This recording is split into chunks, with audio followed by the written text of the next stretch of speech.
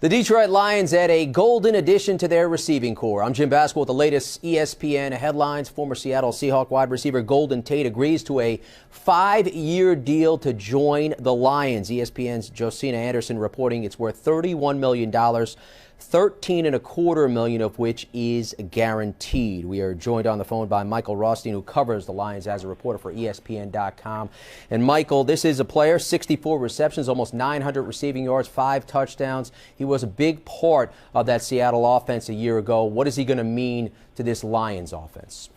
Oh, he's going to mean a lot, starting with his hands. That's part of what attracted Detroit to him initially, is he catches the ball, and that was a big problem for the Lions last season. They led the league in drops and drop rates.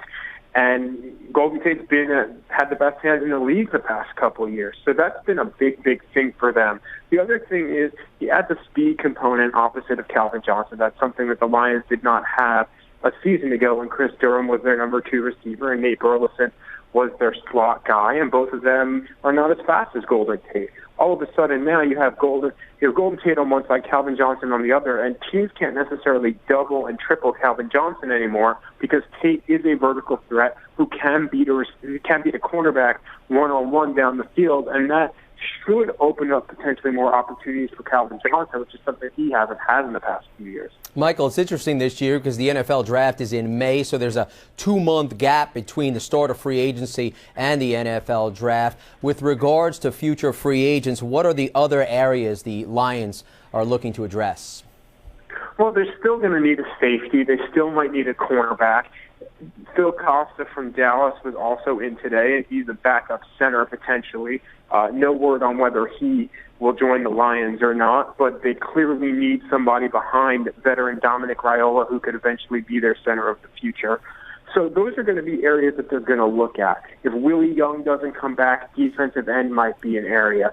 If Brandon Pettigrew doesn't re-sign with the Lions, tight end will be an absolute need for Detroit. So there's still a lot of holes to fill, and they also need some more receivers too because they're trying to completely remake their receiving core other than Calvin Johnson.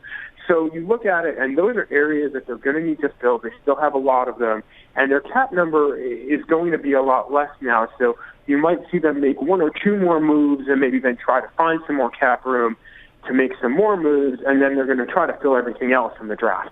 Michael Rothstein covers the Lions for ESPN.com. Michael, thanks for the insight. No problem. Again, Golden Tate comes to terms on a 5-year deal with the Detroit Lions. You can read more about this story right here on ESPN.com. With the latest ESPN headlines, I'm Jim Baskell.